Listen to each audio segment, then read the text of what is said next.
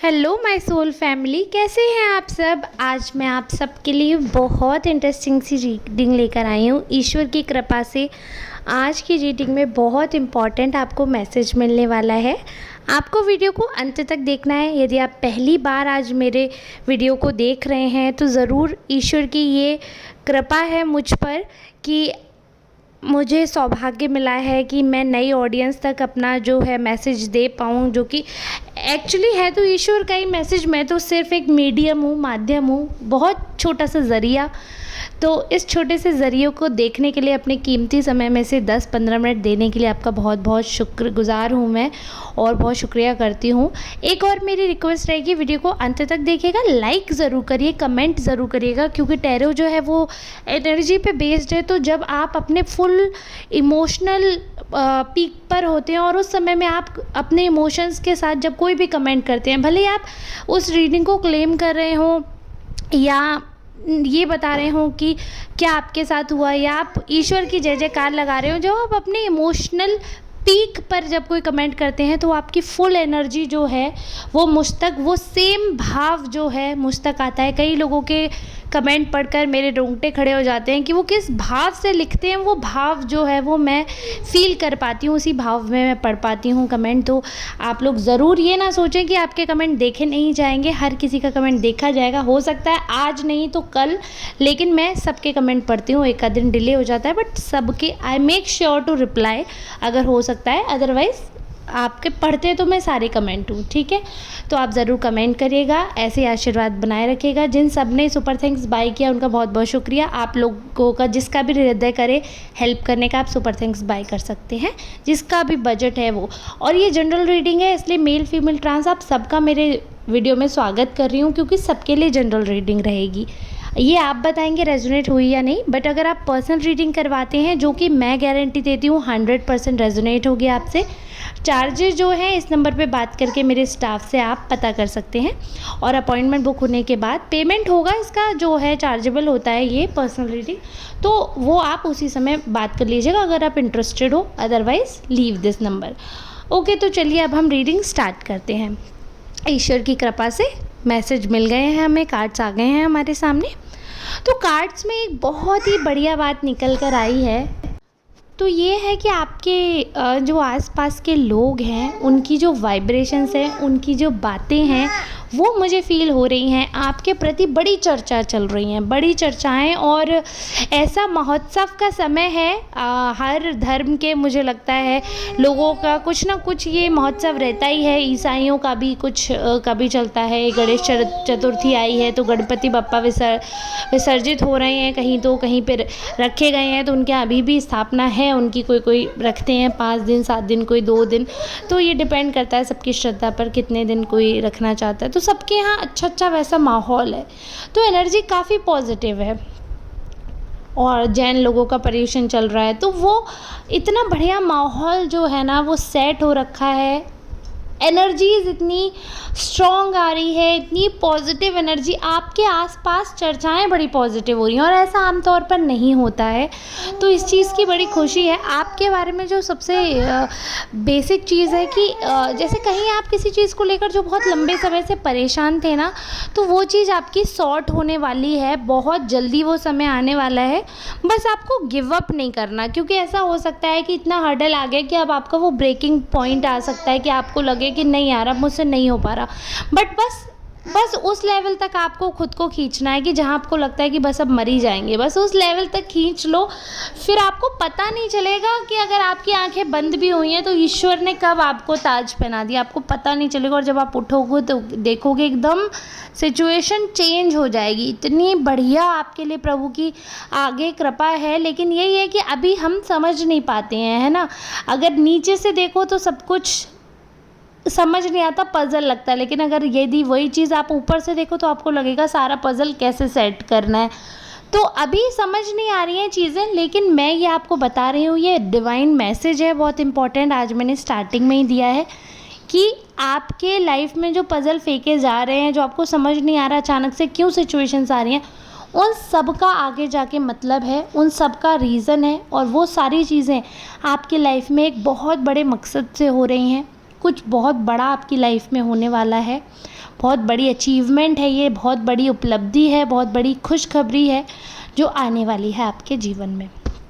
चलिए अब जो चर्चाएं हैं उन पर आगे बढ़ते हैं। चर्चाएं इस हिसाब से हैं कि आपकी गंभीरता जो है वो मतलब परम चर्चा है, विषय जो है वो सबसे बड़ी चर्चा यही है।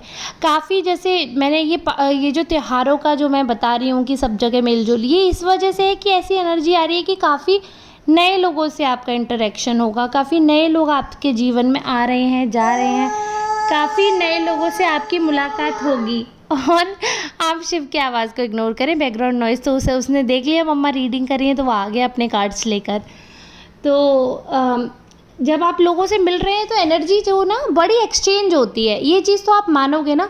अगर आज आप किसी एक इंसान से मिले हो और वो बहुत दुखी है तो कहीं ना कहीं आपकी एनर्जी चेंज हो जाती है, आपको बुरा लगने लगता है, आप सैड फील करते हो, या अगर आप सैड सॉन्ग सुनते हो तो आपकी एनर्जी डाउन हो जाती है। वहीं आप मोटिवेशनल सॉन्ग सुनते हो तो आप अच्छा वर्कआउट कर पाते हो, अच्छे काम कर पाते हो, अच्छी एनर्जी रहती है।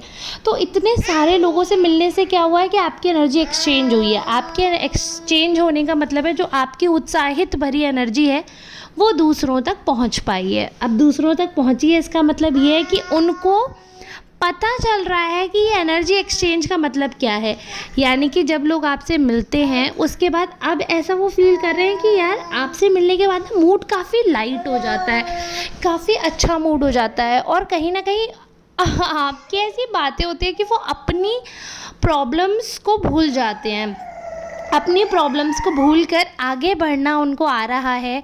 और आप बहुत अच्छे मोटिवेटर हो, मतलब आप इतना अच्छा मोटिवेशन देते हो जिसका कोई हिसाब नहीं है, इतना अच्छा मोटिवेशन आप देते हो। और जबकि ऐसा भी नहीं है कि आप कोई गुरु हैं या इतना मतलब आपका ये करियर नहीं है, आप as a motivational speaker work नहीं कर रहे हो, बट वो आपका करियर ना होकर आपका ये समझिए सौभाग्य है कि आपको वो कृपा प्राप्त है कि उस चीज़ का आप पुण्य उठा रहे हैं कि आप दूसरों की लाइफ में, आपको पता भी नहीं है कि आप किस बात से लोगों को मोटिवेट कर जाते हो, आपको पता भी नहीं होता कि सामने वाला आपकी किस बात को देख रहा है, और वो बंदा देख देख के इतना मोटिवेट हो जाता है वो पर्सन की वो सेम चीज़ कॉपी कर रहे हैं। फॉर एग्ज़ाम्पल जैसे स्टेटस की मैं आजकल बात करती हूँ, अगर आपने व्हाट्सएप स्टेटस या इंस्टाग्राम स्टोरी कुछ लगाई, आजकल सोशल मीडिया का बड़ा हल्ला है तो हम इसलिए उसी का एग्जाम्पल ले रहे हैं। ठीक है, मैं खुद भी बहुत सोशल मीडिया यूज़ करती हूँ बट स्टेटस वगैरह कम लगा पाती हूँ। बट सपोज़ आपने कुछ लगाया, अब उसमें कुछ ऐसा मैसेज है जो अगर कोई इंसान दुखी है और उसने वो चीज़ देखी तो उसके लाइफ में कहाँ वो इम्पैक्ट उस चीज़ का पड़ रहा है, यू नेवर नो, बट पढ़ तो रहा ही है ना। वो हर इंसान ना अपनी सिचुएशन पे सेट करने लगता है अपनी बातें, आपकी बातें। आपने कुछ स्टेटस लगाया, अब जिनके पेट में चोर है उनको ऐसा लगेगा कि ये मेरे लिए लगाया है, ये मेरे लिए लगाया है, ये मेरे लिए लगाया है, और जिसके लिए लगाया है वो तो आप ही जानते हो ना। और क्या पता आपने किसी के लिए लगाया ही ना हो, ऐसे ही लगाया हो, बस मन की अच्छा लगा तो लगा दिया। तो शिव की आवाज़ को इग्नोर करिएगा, हालांकि बहुत मुश्किल है आवाज़ इग्नोर करना, बट फिर भी मैं यही बोलूँगी कि इग्नोर करिए क्योंकि इसके अलावा कोई और चारा है नहीं। तो जैसे इस वीडियो में आप मेरी आवाज़ सुनने के लिए पीछे बच्चे की आवाज़ को इग्नोर कर रहे हैं ना, ऐसे ही आपको मानना है जीवन में बड़ी समस्याएं आएंगी, लेकिन जब जीवन जीना है तो उन समस्याओं को ऐसे इग्नोर करना है और अपने काम पे ध्यान देना है, और काम नहीं रुकना चाहिए। समस्याएं और जिम्मेदारियां साथ लेते हुए काम नहीं रुकना चाहिए, जीवन चलते जाना चाहिए, समस्याएं कितनी भी आएँ। वीर तुम बढ़े चलो, धीर तुम बढ़े चलो, सामने पहाड़ हो सिंह की दहाड़ हो, वीर तुम डरो नहीं, वीर तुम डटो वहीं। तो ये कविता है, छोटे पे हमने पढ़ी थी, और इस बात का बताने का भी मकसद ये है मेरा कि एक कार्ड ऐसा आया है कि आपको किसी चीज़ का भय है, किसी चीज़ का डर है, किसी चीज़ की शर्मिंदगी हो सकती है, उस चीज़ से आपको डरना नहीं है, आपको अपने काम करते जाने हैं। लाइफ में किसी भी चीज़ के लिए रुकना नहीं है आपको, और कोई भी सिचुएशन हो, कोई भी बात हो, आपको क्या करना है, आपको काम करते जाना है, आपको रुकना नहीं है। ठीक है, और ये भी हो सकता है कि जैसे आपको किसी चीज़ के लिए आपको शर्म फील हो या क्योंकि लोगों की ऐसी एनर्जी आ रही है, लोग ऐसा सोच रहे हैं, आपके मन में भी ऐसी बातें चल रही हैं, आपकी एनर्जी में ऐसा आ रहा है, तो ये थॉट अपने दिमाग में मत लाइए कि लोग क्या कहेंगे, क्योंकि ये जो लोग हैं ये तब भी कहेंगे जब आप मर जाओगे कि अरे कैसे मरा, क्यों मरा, अच्छा हुआ मर गया, कुछ कहेंगे अरे गलत हुआ मर गया, अरे ये हुआ वो। जब आप पैदा होगे तब भी लोग बोलेंगे अरे ऐसा हुआ, अरे ऐसा हुआ, अरे लड़की हुई, अरे लड़का हुआ लेकिन सुंदर नहीं है, अरे अच्छा है लेकिन बुद्धि नहीं है। तो लोग, जब आप कुछ नहीं करने की समझ में होगे तब भी लोग बोलेंगे, और जब आप सब कुछ करने की समझ में होगे लोग तब भी बोलेंगे। तो लोग तो बोलते ही रहेंगे। तो इसलिए अपने मन पे ना आपके प्रभाव मत डालना कि सामने वाला कौन क्या कह रहा है, क्योंकि ये मैं आपको क्लियर बता दूं, कोई कुछ नहीं कहेगा, सिर्फ मुंह चलाएंगे, करेगा कोई कुछ नहीं, कहेंगे सब लेकिन करेगा कोई कुछ नहीं, करोगे सिर्फ आप। तो यदि आपको आगे बढ़ने की अभिलाषा है, यदि जीवन में कुछ करने की अभिलाषा है, तो मैं यही बोलूँगी आपसे, आप खुश रहो, ऐसे ही आगे बढ़ते रहो। एक चीज़ का बहुत बहुत ध्यान देना आप कि ना, लाइफ में आपको ट्रस्ट नहीं करना है, ऐसे ब्लाइंड ट्रस्ट लोगों पे नहीं करना है, क्योंकि ये एनर्जी मुझे आ रही है कि कोई आपको धोखा दे सकता है। तो यदि कोई ऐसी बात है जो आपको लग रहा है कि सिर्फ आप अपने बहुत जिगरी को बता सकते हैं, तो ये याद रखना कि यदि आप अपने पेट में नहीं रख पा रहे हैं तो आप दूसरे से उम्मीद ना करें कि वो भी अपने पेट में उस बात को रोक के रखे। यदि कोई ऐसी बात है जो कि आपको लग रहा है कि मुझे शेयर करनी ही है एनी हाउ और मुझसे नहीं रहा जाएगा, उसे कागज़ पे लिखो, प्रभु के चरणों में समर्पित कर दो, दान पात्र में डाल दो, कहीं भी डाल दो, जो कोई और ऐसा इंसान ना पढ़ पाए जो आपकी खिल्ली उड़ा सके। या प्रभु से बैठ के कह लो, ठाकुर जी से कह लो, किसी भी मंदिर में चले जाओ, मस्जिद में चले जाओ, जिस प्रभु में जिस शक्ति में आपकी आस्था है वहाँ जाओ, उनसे कहो, उनसे मांगो, सब होगा।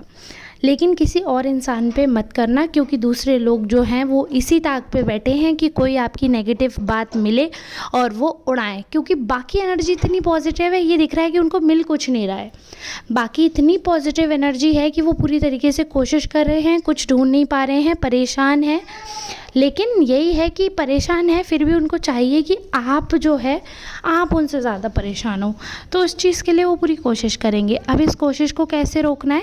इग्नोर करके, अपना कोई भी ऐसा वीक पॉइंट उनको नहीं देना है जिससे कहीं ना कहीं आपके ऊपर सवाल उठे। अदरवाइज़ आप सारी चीज़ें ठीक कर रहे हैं, अभी किसी के पास ऐसा कुछ भी नहीं है जिससे वो आपको बेइज्जत कर सकते हों, जिससे वो आपको नीचा दिखा सकते हों।